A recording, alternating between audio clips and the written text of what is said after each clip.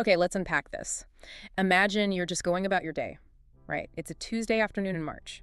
You're a mechanical engineer, you're at work, maybe the familiar hum of machinery, smell of oil, just, focused. Then your phone vibrates. It's your neighbor, Gordon, and his voice. It's not just urgent, it's panicked, almost screaming. That immediate spike in adrenaline. Exactly. He's yelling, "Get home now!" Why? Because there's a big moving truck parked at your house, and strangers are loading your furniture onto it. Wow. Just like that, the bottom drops out. Completely. Your world doesn't just tilt, it shatters, all from one phone call. And what's so striking there, right from the start, is that immediate violent shift from total routine to absolute crisis. It's more than just disruptive. It feels like a violation. Yeah, deep one. It's classic narrative setup, really, for a story of profound betrayal. The ordinary cracking open to show something really, really unsettling underneath. Aaron's reaction, you mentioned his stomach dropped.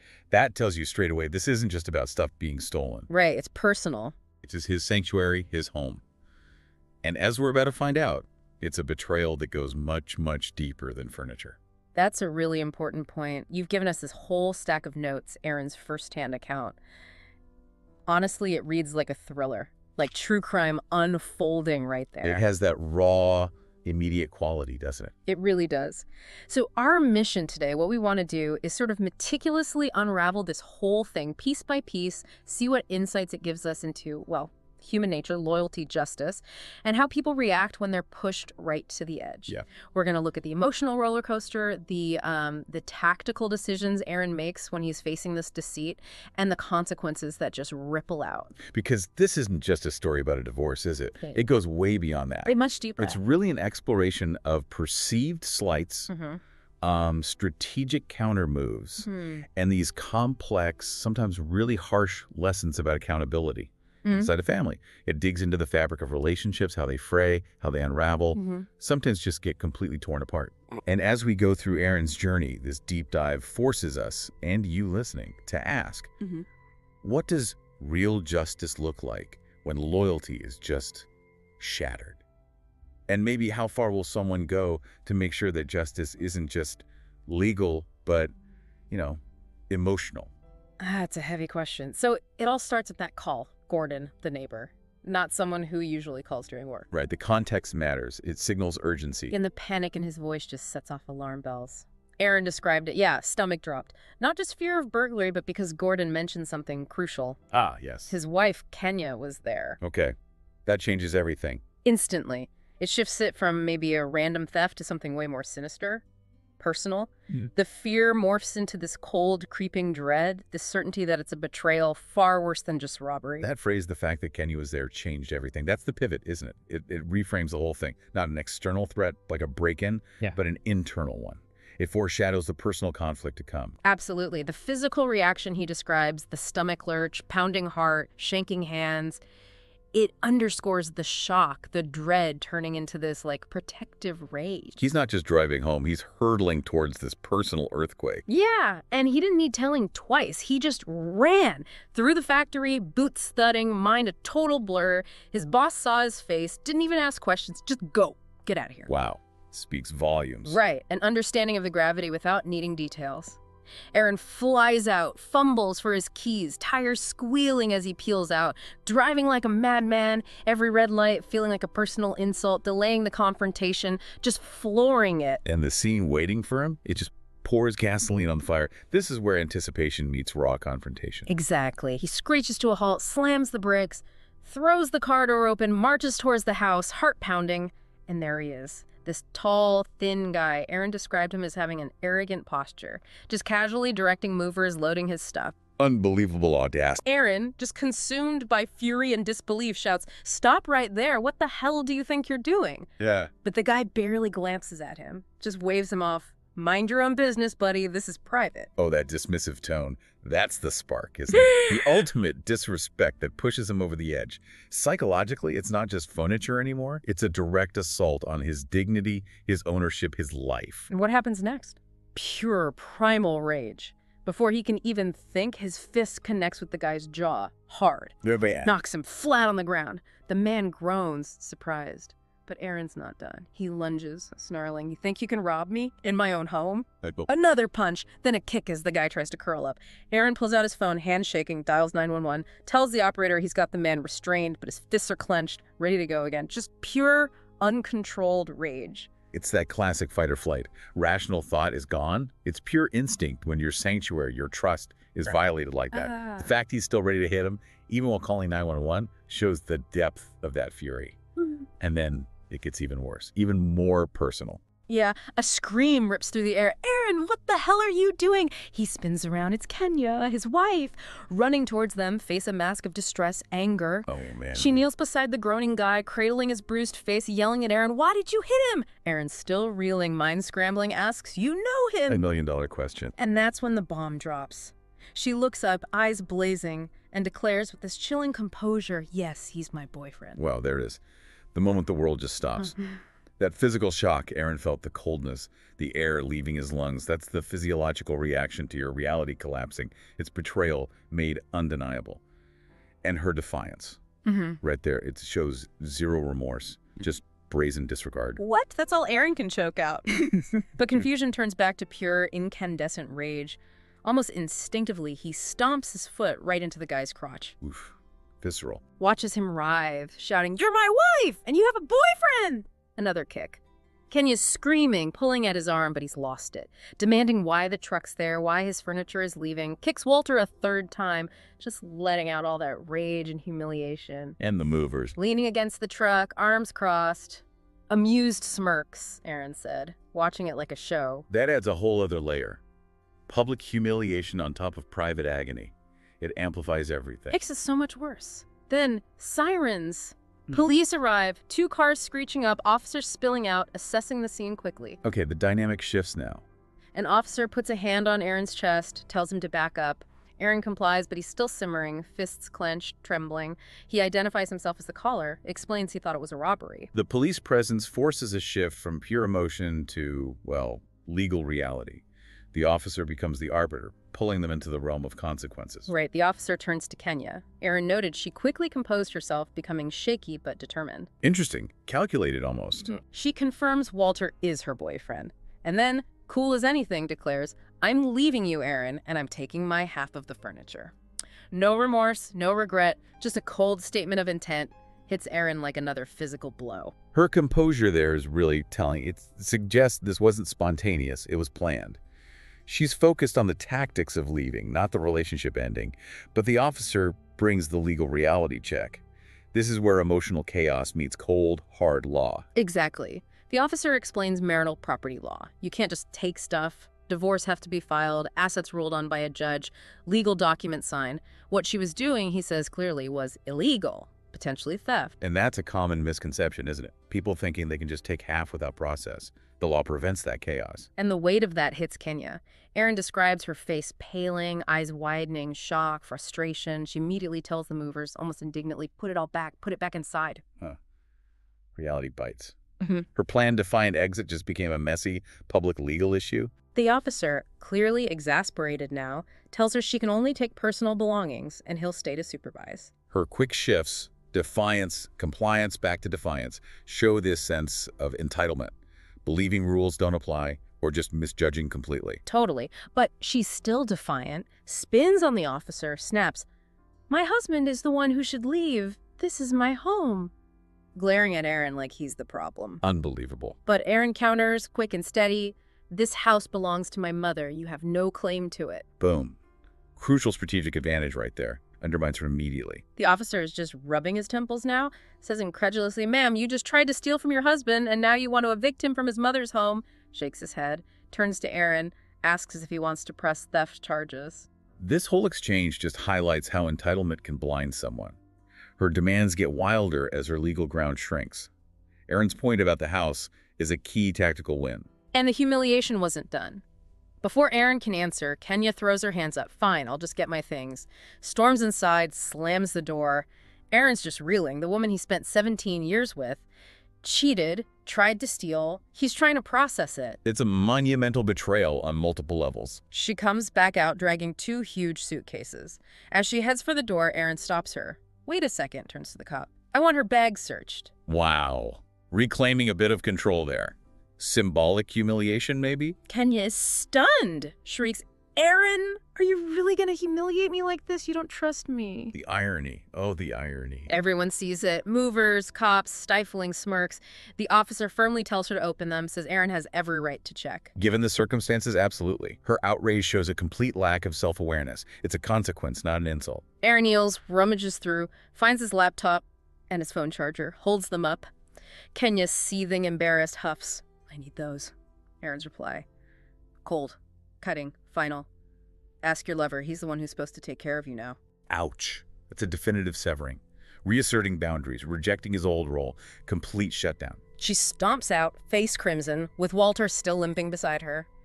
Aaron felt a sliver of satisfaction, but it faded fast. The house just falls into this heavy, suffocating silence, the reality crashing down. His home feels violated, empty. That silence is powerful. It's the immediate void left by the dissolution of his family life. It's not just empty of noise, it's empty of trust, of a shared future. But the day wasn't over. Just as he's processing that silence, the front door bursts open. It's Judy, his 16-year-old daughter.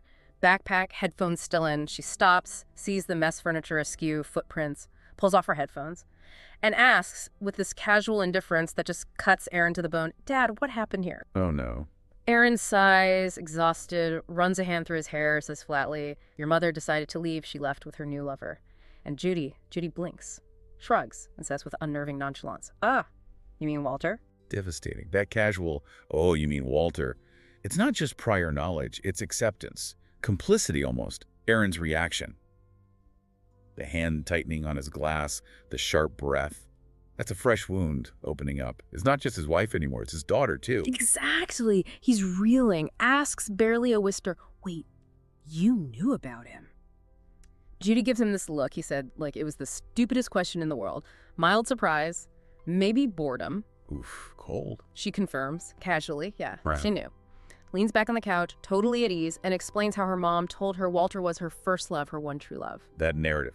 Yeah. Spun by Kenya, swallowed whole by Judy. It paints Aaron as just a placeholder, a temporary fix. It's incredibly dehumanizing. Each word is like a hammer blow. He pours another drink, trying to keep his voice level, asks her to tell him more. And Judy's detachment from his pain, her belief her mom was totally right. That's the secondary betrayal. Maybe even more painful. It shows a family unit where his feelings, his role were just completely devalued. Judy, oblivious, continues. Kenya never got over him, only married Aaron because he was a good choice, a good man. Aaron lets out this bitter, hollow laugh. A good choice, is that all I was? Pain just dripping from the words. Not a partner, not someone she loved, just a safe option. Crushing. He asks Judy, piercing gaze, do you really think she was right to leave me for him? Judy doesn't hesitate. Oh, totally. Yeah. Blunt, no doubt. You were just a placeholder. They were meant to be together. Walter only left because he had to study abroad. Now he's back. Mom deserves to be with him. Wow. Aaron murmurs, crushed. So these 17 years, just an illusion. Judy corrects him, almost clinically. Not an illusion, Dad. Just a temporary arrangement. Temporary arrangement. That is just brutal. The casual dismissal of nearly 2 decades. And it gets worse. Aaron probes, asks, if Walter had never left, she'd have married him, right? You'd be his daughter. Perfect scenario. Oh, this is heartbreaking territory. Judy gets this faint, dreamy smile, eyes unfocused. Yes, she says, soft, reverent, like a fairy tale. Unbelievably cruel. Her complete disconnect, wanting a different life that erases him entirely. The fairy tale contrast with his grim reality is just gutting. He then asks the chilling question, who else knew? Judy reveals her Grandma Kelly, Grandpa Greg. They knew too. Whole family. She'd known for about 6 months. The circle expands, his entire marital family complicit, a long-running deception. Aaron's jaw tightens, fists clench. It's not just heartbreak, it's systematic deception. Every foundation of trust, gone. In Judy's fantasy about the perfect scenario, it's jarring. Disturbing, really. Shows a profound immaturity, a total disregard for real-world consequences. She's completely bought into her mother's self-serving narrative, zero consideration for Aaron. And that's the pivot point for Aaron. He stands up, a faint, chilling smile, not warm, something else. Grim determination. Ah, the shift from victim to strategist. He turns to Judy, voice low but clear. I'm going to give everyone exactly what they want. Judy, still oblivious, smiles back, genuinely thinks he's doing the right thing, letting Mom be happy. Her naive misinterpretation is stark. She sees generosity, not the cold, calculated justice that's coming. Erin corrects her, gentle but firm tone, promises she too will also get exactly what you deserve. Ooh, that subtle correction. Delivered calmly, but it plants that seed of unease. He's promising proportional consequence. He grabs his jacket, walks out, leaves Judy bewildered but still somehow unconcerned. His first stop, the lawyer, Ron Jeremiah, described as a shark in a suit. That choice alone tells you everything. Erin isn't looking for mediation. He's seeking retribution. Legally sanctioned. Expertly done. Walks in, calm, composed, knows exactly what he wants. Tells Ron, fast divorce, no delays, full control of his assets. Kenya gets exactly what the law requires and nothing more. No alimony, no generosity, no loopholes. And uncompromising. His instruction. If she thinks she deserves more, she can ask Walter. Complete shift from despair to strategic precision. And custody. When Ron asks, Erin just smirks, non-committal answer. Signals his deeper intent. Ron, being sharp, notes it, doesn't push, senses the web Erin's weaving. Ron gets it. Agrees to expedite. The shark is on board. And the dismantling starts immediately. Methodical. First, the bank. Withdraws everything from the joint account except $2. The $2. Symbolic. The teller pauses, surprised, but Erin's resolved. It's not just money, it's a statement, previewing the public reckoning about her contributions, or lack thereof. Right. Then HR at his factory removes Kenya as beneficiary from his 401k. Cold, calculated, severing that safety net. Then the insurance company removes her from all policies. Every financial thread, every potential claim, severed. These aren't petty acts, they're precise steps. A financial strip down. Reclaiming dignity through action. It's a systematic severing. Psychologically, it's about regaining control after feeling helpless. Taking concrete steps is empowering, shifting from victim to agent. He's not just reacting anymore, he's executing a pre-planned strategy. Finally, he calls his mom Brenda, explains everything. Kenya's betrayal, Judy's indifference, the cold words, the police, the theft attempt, the whole deception. How does she take it? His mom, dry wit, loyal to the core, pauses, then says, hint of approval, sounds like the apple doesn't fall far from the tree. Erin lets out this raw, bitter laugh. Then his smile turns sharp, almost predatory. But I fully intend to shake that tree until the rotten apples fall, Mom. Chilling. A declaration of war. Not just on Kenya, but on everyone complicit. Uncompromising reckoning. His mom doesn't reply, but he hears her sharp intake of breath. Resignation, but maybe fierce approval too. She knows he won't let it go. The very next day, papers served. Kenya's at her office, probably feeling pretty good about her new life, expecting maybe an amicable divorce. But as she reads, the confidence crumbles, fingers tremble, horror dawns. She's getting nothing. The reality check hits hard. The house, Mom's, furniture, not hers, alimony. Nope, salaries are too similar. All she gets is child support for Judy, just for 2 years till she's 18. She reads frantically, desperate for a loophole. There isn't one. This is her first jarring encounter with the consequences Erin set in motion.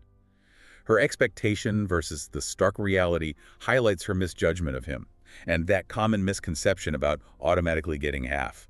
Soon after, Erin's phone rings. He lets it ring twice. Answers calmly, hello, Kenya's voice. Sharp, feverish hiss.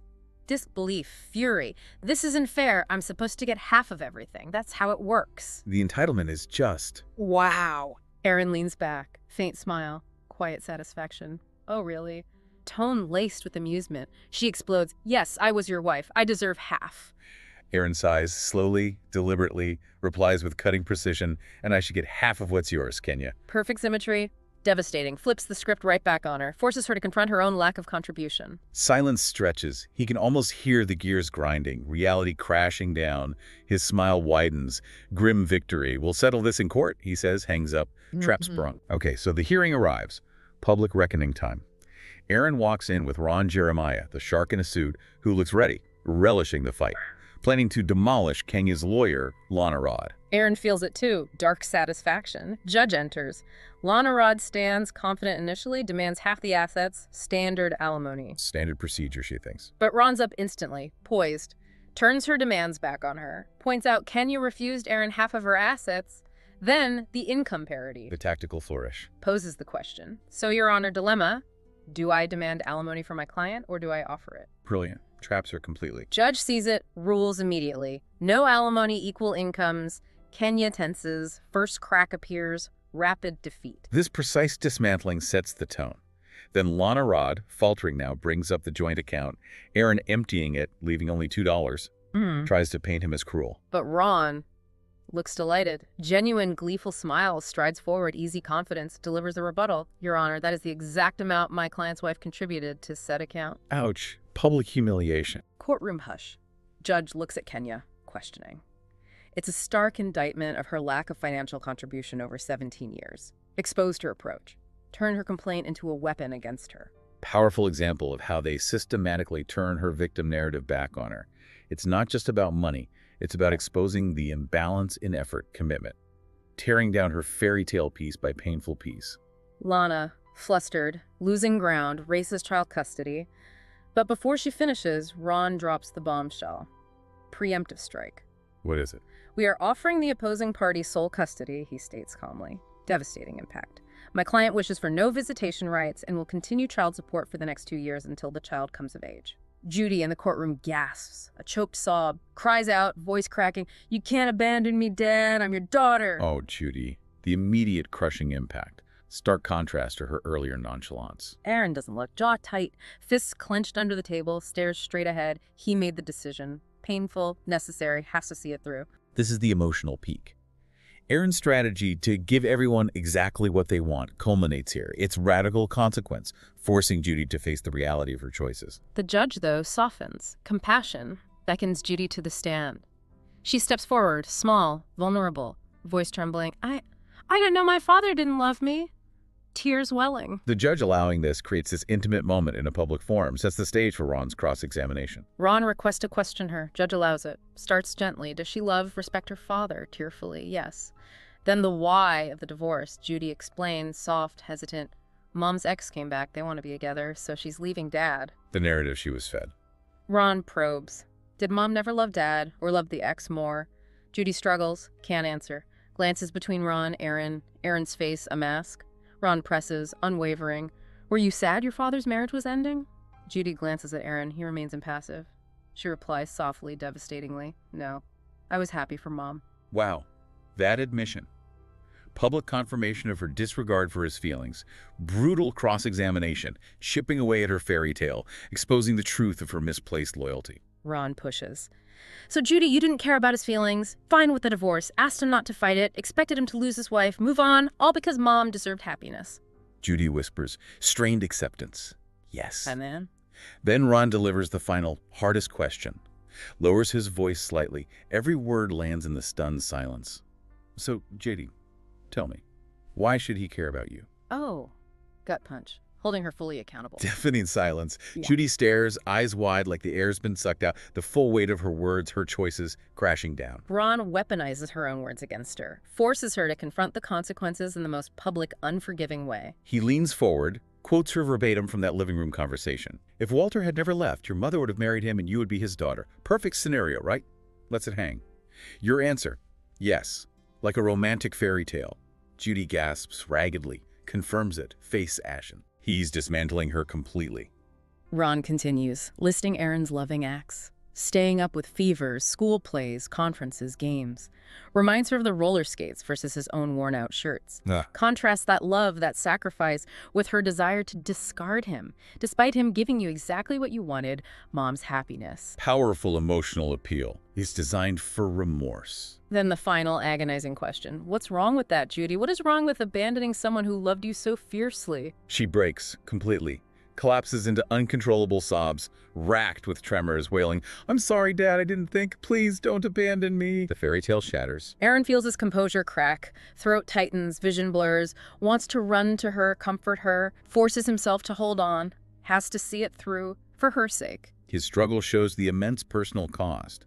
But he knows this pain is necessary for her to learn empathy, accountability, the true meaning of connection. Judge watches, sharp eye, concern, impatience.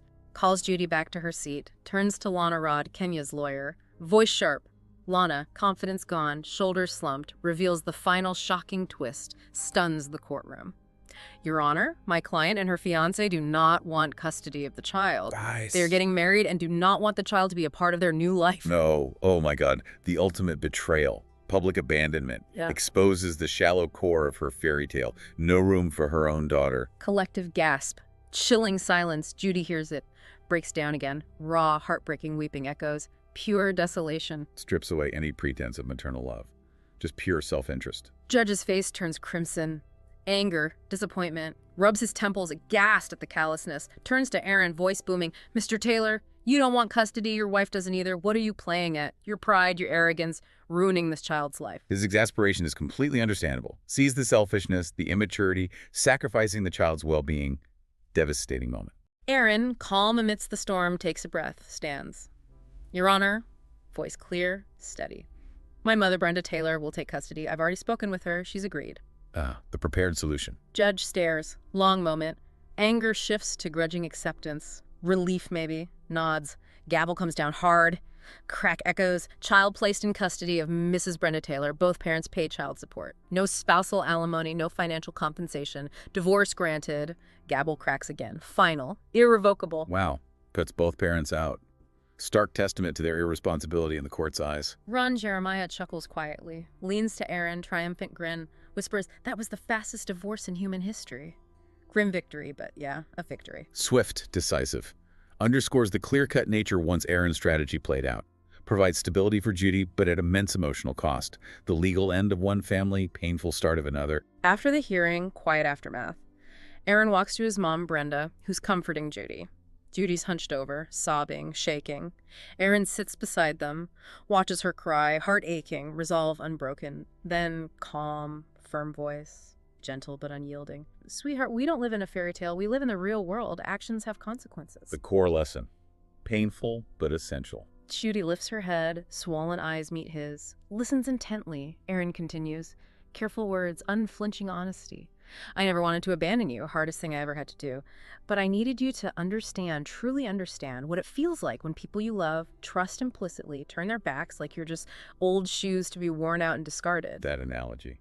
Powerful. Reflects his own experience of being devalued. Makes her feel the sting he felt. Judy flinches, fresh tears, a flicker of understanding. Listens, really listens. This is the crux. Not punishment, but vital education in accountability, empathy, reciprocity.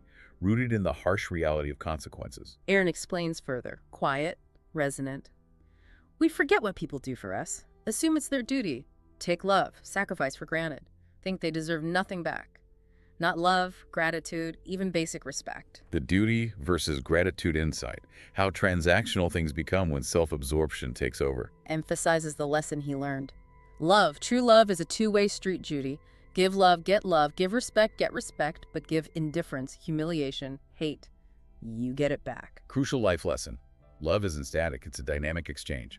Reciprocity, mutual respect. His voice softens, letting his own hurt show. "I have always, always loved you, Judy. Fiercely, unconditionally. But these past months, all I got was humiliation. It hurt, sweetheart. More than you can possibly imagine right now." Expressing his own pain is vital. Humanizes his actions, shows her the personal cost. Moves beyond abstract ideas to raw feeling. Then the warning. Stark, but protective. For her future. "If I had let this slide today, let you keep believing the fairy tale, you'd do the same thing to someone else one day. You'd think loyalty, love are disposable. Treat people how you want, no repercussions. One day you might hurt someone who won't just take it. They might return the humiliation, maybe worse, and you wouldn't know why." Not a threat, but profound care. Teaching reciprocity, breaking the cycle of casual cruelty she'd learned. Judy closes her eyes, trembling. Whispers, "No, that wouldn't be good." Opens her eyes. Sadness, understanding she hadn't shown before. "I'm sorry, Dad," she whispers. Throws herself into his arms, hugs him tightly, shaking, burying her face, crying harder than ever. The breakthrough. First, genuine remorse. Painful, necessary. The start of real healing. Her fairy tale thinking replaced by a dawning understanding of reality connection. After a few minutes, Judy lifts her head. Tear-streaked face, but new softness, vulnerability. Hesitantly asks about her mom. Difficult question. Aaron exhales slowly. Sad, weary smile. Explains Kenya made her choice. Definitive. Abandoned them both. Chasing her true love. "All we can do now is let fate run its course, sweetheart," he says softly. "No point chasing someone who doesn't want to be caught. Just more pain." Acceptance, however bitter. Pauses, looks at her, adds, finding a bittersweet silver lining. "But you know what? We should be happy we still have each other. We have something real, honest." Judy frowns, still processing. Aaron elaborates, softly, carefully. "Look at it this way. She never truly loved me, so in a painful way she spared me a lifetime living a lie, being someone's temporary arrangement." Wow, That's a mature, though incredibly difficult perspective. And painful as it was, she abandoned you too, which in time will spare you from false hope. Believing in a love that wasn't real, all we have left is what's real. No lies, no betrayal, just the truth, however hard. Transforming betrayal into a difficult, liberating clarity. Letting go of illusions, embracing reality, building a new foundation on honesty. Judy's eyes glisten. Different understanding now. Painful acceptance. Hugs him again, tightly. Holding on to the truth, their bond.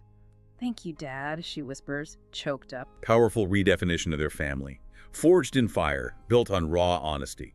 Their renewed bond testament to truth, however uncomfortable. Months pass. Life finds a new rhythm. Slow, painstaking.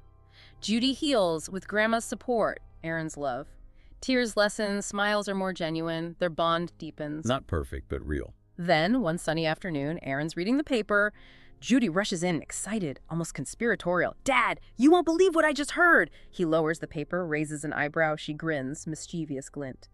"That famous Walter. He hit Mom." Oh, wow. The other shoe drops. Aaron's stunned for a second. Then, before he can stop it, a loud, genuine laugh booms out. Raw, bitter mirth. Admits he's not proud of it, but after everything, couldn't help it. The poetic justice is almost overwhelming. Cathartic, maybe? Judy watches, eyes wide. Then the grim irony settles. A small, knowing smile touches her lips. She lets out a small, quiet laugh, too, joining him in this dark, shared understanding. That small laugh from Judy is significant. Shows her growth, her understanding of consequences, not just for her, but for others. A shared, quiet agreement on the justice unfolding. Aaron offers a half smile. Wry, melancholic acknowledgement. "Well," he says, dark humor, "married to your mother almost 20 years. Experience tells me listening to her complaints daily is its own special punishment." Huh. Grim, but maybe true from his perspective. Leans back, crosses his arms, grin satisfaction, concludes wryly, "Looks like their fairy tale was written by the Brothers Grimm." Perfect analogy. Dark, ironic, fitting. Judy chuckles a bit more, then serious again. Relays the outcome. Kenya's in the hospital. Walter's in jail. Aaron exhales, shakes his head slowly. Quiet, resigned confirmation. "That figures," he murmurs. Consequences catching up. The universal principle of reciprocity playing out. Vindication not of revenge, but of truth emerging. Judy tilts her head, knowing look. "I have a feeling she'll be calling soon." Just then, Aaron's mom walks in, curious. "Did I miss something?" Judy turns to her. Soft, profound, knowing smile. Quiet confidence. "No," she says, clear, "sure. You didn't miss a thing, Mom." Wow. That final exchange wraps it all up. Poetic justice, shared understanding in their new, honest family unit, forged in that crucible. So what does this all mean for you listening? This deep dive into Aaron's story. It's not just drama, it's a powerful, harrowing lesson. Ripple effects of betrayal, the strength needed for radical honesty, the hard-won wisdom from facing brutal truths. We saw how someone seemingly defeated can, with calculated precision, unwavering resolve, reclaim their agency, their dignity, not through petty revenge, but through deliberate, unflinching application of consequences. It really forces you to think about what true justice requires. Sometimes it means letting people face the full repercussions of their actions, even when it impacts people we care about. Aaron's approach wasn't about inflicting pain, it was about ensuring accountability where it was totally disregarded. It challenges us, maybe, to look past easy assumptions. Consider that integrity, even when it's painful to uphold, builds the strongest foundations in the long run. Absolutely. Aaron's story shows incredible resilience. His willingness to enforce boundaries, however excruciating, led to a more authentic, truthful family unit, even if it was smaller. It underscores the value of integrity, the necessity of confronting hard truths, because only in truth can real healing even begin. Exactly. Maybe you've felt that sting of disloyalty, or maybe you've seen similar dynamics play out around you. This story challenges us to think about what justice really looks like, not just legally, but emotionally. It reminds us, starkly, that sometimes allowing consequences to unfold, letting people experience the repercussions of their choices, is the most profound act of care, even when it's painful. Because it's through that pain that growth is often compelled. That reality, however uncomfortable, finally takes hold. It pushes us to reflect on fairness, responsibility. Aaron's journey from victim to strategist shows empowerment can arise from devastation. Agency isn't regained by clinging to lies, but by embracing uncomfortable reality. Yeah. What kind of happiness is sustainable when built on deceit? What strength is found in the courage to enforce truth, even when it shatters illusions? Heavy questions. Aaron talked about love as a two-way street. Give love, give respect, get respect. In a world full of fairy tales promising easy happiness with no accountability, his story is this stark but ultimately redemptive counter-narrative. So the provocative thought to leave you with: what if the greatest love we can show to others, and maybe more importantly to ourselves, is that unflinching courage? The courage to enforce accountability, embrace the truth, no matter how uncomfortable, how raw, how shattering it feels. What kind of relationships, what kind of life can truly thrive when built on that kind of unshakable, hard-won honesty?